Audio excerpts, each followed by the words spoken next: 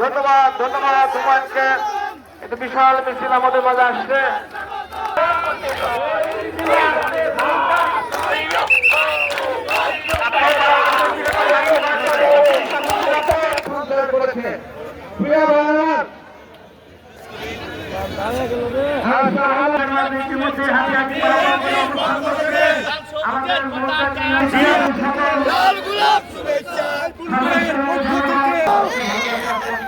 লাল গোলাপ শুভেচ্ছা, লাল গোলাপ শুভেচ্ছা, পক্ষ থেকে লাল সারা বাংলায়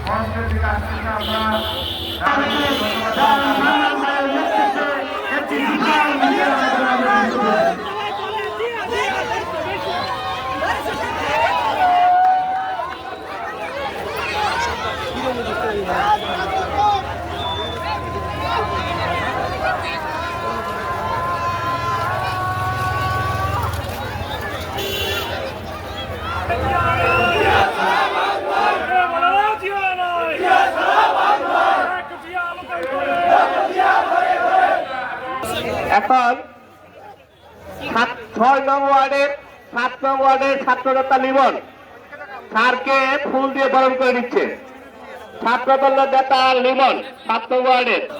আপনারা জানেন যে দীর্ঘ 17 বছর পর আমরা আজকে পৌরসভার ঐতিহাসিক মাঠে আপনাদের সামনে এসেছি এবং আপনাদের সামনে বক্তব্য প্রদান করছি।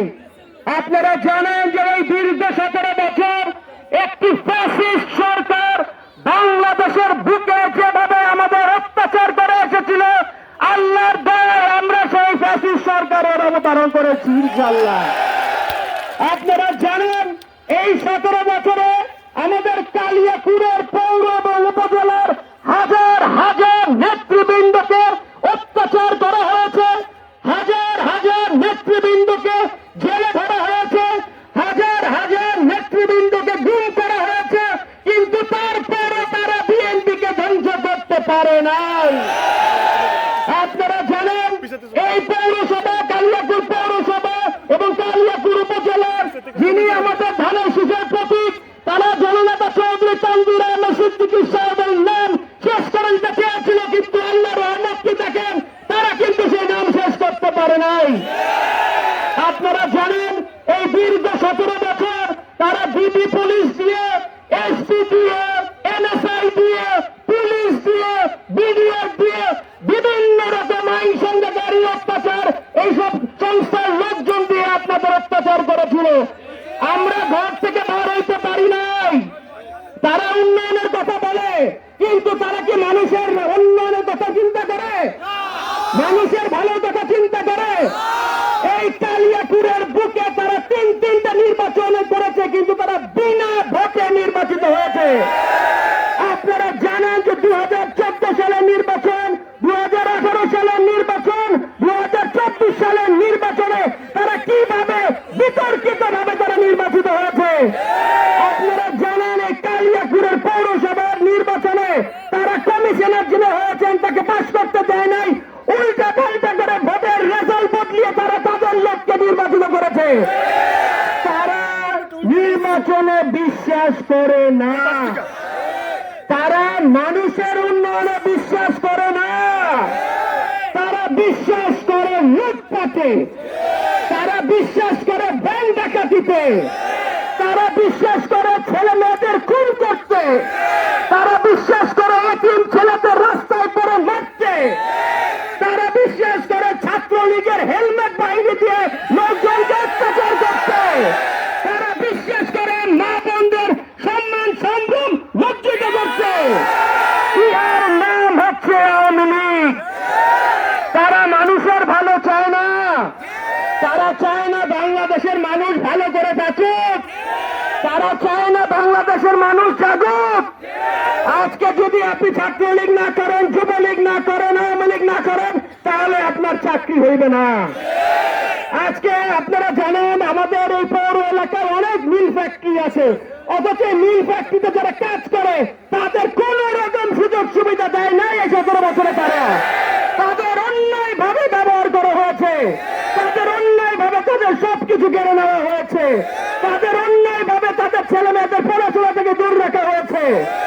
আপনারা জানেন আমাদের সকলের নেতা, আমার নেতা জনাব তারেক রহমান জাতির উদ্দেশ্যে যে 31 দফা দিয়েছেন, সেই 31 দফা যদি বাস্তবায়ন হয় তাহলে ইনশাল্লাহ আমাদের সকলের রাইট ঠিক হবে ইনশাল্লাহ।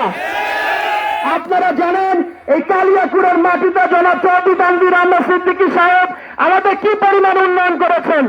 আপনাদের সবাই উনি দীর্ঘ 65টা বছর দিয়েছেন। ইনশাল্লাহ আপনাদের দোয়াতে আপনাদের পাশে উনি যেরকম আছেন, আমিও আপনাদের একজন সহকর্মী হিসাবে, আপনাদের ভাই হিসাবে আপনাদের পাশে থাকতে চাই। আপনারা যদি সেই সুযোগ করে আমাকে দেন, আপনারা যদি সেই মন দিয়ে আমাদের জন্য দোয়া করেন, তাহলে ইনশাল্লাহ আমরা অবশ্যই আপনাদের কাছে থাকতে পারবো ইনশাল্লাহ।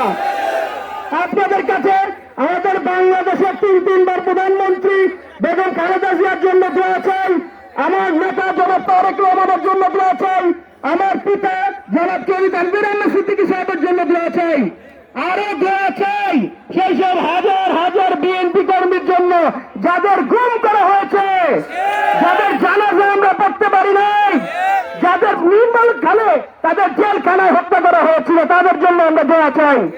আজকে আমাদের মনে রাখতে হবে যে বাংলাদেশের বিরুদ্ধে চক্রান্ত হচ্ছে, বাংলাদেশের বিরুদ্ধে চক্রান্ত হচ্ছে, কিছু চক্রান্ত আবার সেই ফ্যাসিস্ট সরকারের যারা লেফটেন্যান্ট ছিল 17 বছর, তারা বিভিন্ন বাংলাদেশের বিভিন্ন জায়গায় তারা স্যাবোটাজ করার চেষ্টা করতেছে। আমরা দেখেছি গতকাল সচিবালয়ে তারা কিভাবে আগুন দিয়ে ফাইল পুড়িয়ে দিয়েছে। সেই সব ফাইলে কি ছিল?